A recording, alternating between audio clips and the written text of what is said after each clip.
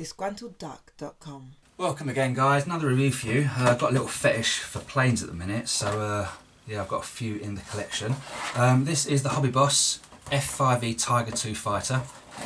This one set me back £6.25, so again, quite a reasonable kit. Quite a big box, so it'll be interesting to see what I've actually got inside. Okay, so off the bat, nice colour sheet showing some paint schemes.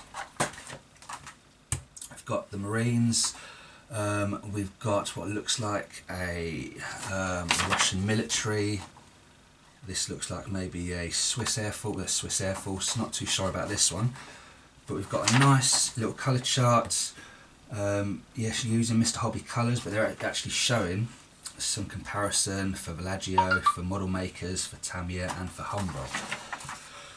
Nice clear guides.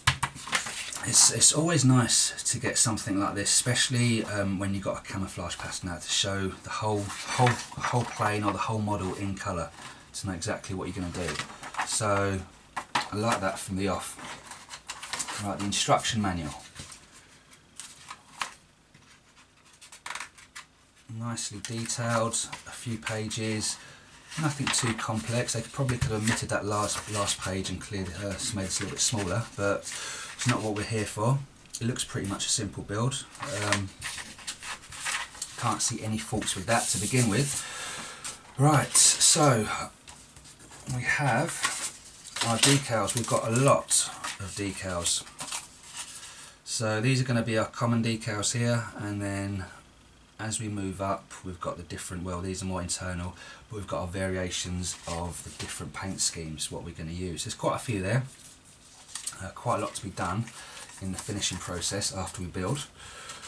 Right, clear parts. We've got our canopy in two parts, and we've got what look to be little light lenses on there.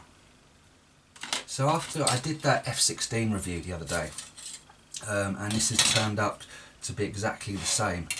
Two parts of body, instead of left and right side, we've got top and bottom, so that's nice. Just running my fingers over, these panel lines are quite deep, which is really nice, which means we shouldn't have to rescore any of this. There's quite a bit of detail. I'm going to bring that a little bit closer for you to see, but there appears to be a lot of detail in the underneath, even where the landing gear goes, so that's nice. We've got a little pilot, guy's got a little bit of flash on him. We're not going to use him, but there's always that option, and that's always nice to have. Got some missiles. Every part of this is so far seems to be really highly detailed.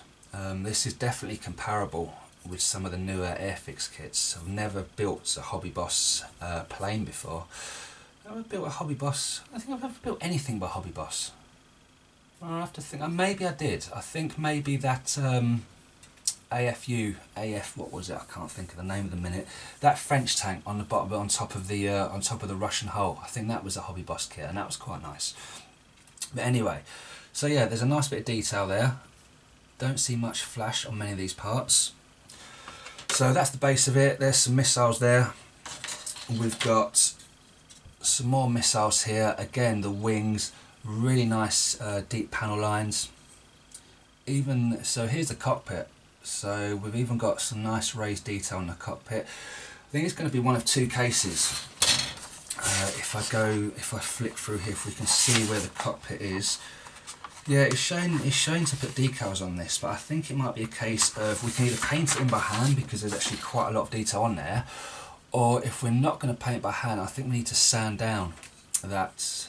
It's both sides of this cockpit and the main controls, so that the decals sit nice and flat on there. But apart from that, every time I spin this over, give you a look at that, I just see a little bit more detail. Now compared to the other kit that we reviewed the other day, both the MiG-3 from Zavida and the F-16A, this is about the same price, and there is so much more detail on this sprue. So yeah, this is definitely a nice little kit, definitely something I'd recommend at this stage anyway.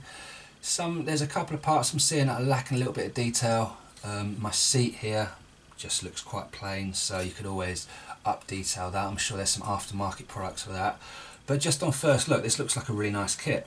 That being said, it could always change in the build process. So for now, that's my review. Come back and join me. I'm going to build this guy up, have a watch of that video and see what you think. In the meantime, check out the channel, hit me subscribe. There's always new videos going up. And happy modelling to you guys, and I'll see you next time. Don't forget to hit the subscribe button, give the video a thumbs up and leave a comment.